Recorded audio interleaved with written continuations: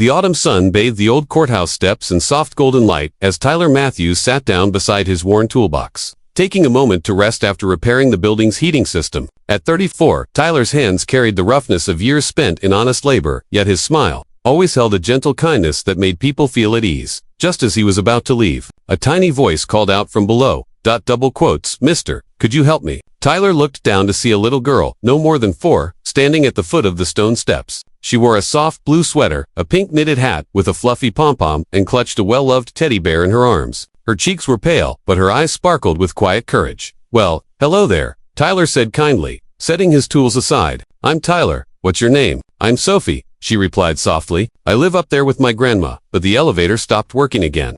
Tyler followed her gaze toward the old apartment building beside the courthouse. He knew the place well. That elevator was a familiar troublemaker. "That's a lot of stairs for someone your size," he said gently.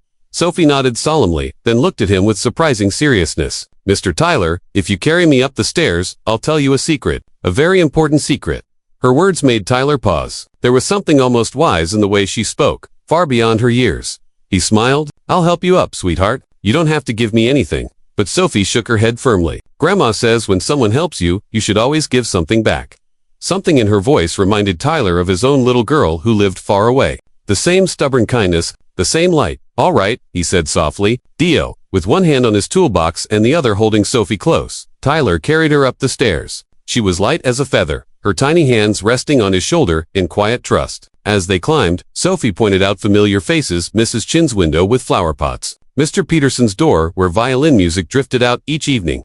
"You know everyone here," Tyler said with a chuckle. "Grandma says everyone has a story worth knowing," Sophie replied simply. When they reached apartment for B, the door opened before they could knock. A woman in her 70s, her silver hair pulled back neatly, looked relieved. "Sophie, there you are." Then her eyes met Tyler's. "Oh, thank you. I'm Eleanor, Sophie's grandmother." "Tyler Matthews," he said with a smile. "Glad to help. That elevator's giving trouble again." Eleanor nodded gratefully. "She's been having health problems lately. The stairs are hard on her." Sophie tugged on Tyler's sleeve. "You forgot my secret." Tyler knelt down. "Ah yes. What's your secret, Miss Sophie?" She leaned in close and whispered, "Grown-ups, forget the most important thing." Tyler raised an eyebrow. "And what's that?" "That love isn't something you keep," she said. "It's something you give away. And the more you give, the more you have." For a moment, Tyler had no words. That tiny voice carried a truth he hadn't heard in years. "Where did you learn that, Sophie?" he asked quietly. "From being sick," she said simply. "When you're sick, people show you love. Doctors, grandma, even kind strangers. That's how I know love grows, when you share it." Eleanor placed a gentle hand on Sophie's shoulder. "She's been teaching me that every day." From that day on, Tyler found himself thinking about Sophie's secret. He began noticing small kindnesses, a smile, a helping hand, a gentle word. Before long, he started visiting Sophie and Eleanor regularly, fixing things in their apartment, sharing stories, and enjoying cookies baked with love. One afternoon, while they worked on a puzzle, Tyler said, "You've taught me something important, Sophie." "What's that?" she asked with a grin. "But not everything needs fixing with tools. Sometimes, hearts need fixing too, with kindness." Sophie's eyes sparkled. "And when you fix someone's heart, yours gets fixed too." Months later came the best news. Sophie's treatment had worked. She was getting stronger every day. Eleanor invited Tyler over to celebrate. That evening, as they gathered around the little kitchen table, Sophie raised her glass of milk. "To Tyler, who carried me up the stairs and learned my secret."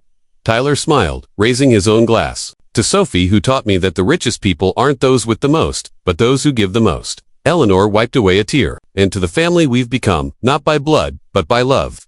Before Tyler left that night, Sophie handed him a drawing. 2 figures on a staircase, a man carrying a little girl surrounded by hearts. "This is us," she said proudly, "sharing love and making it grow."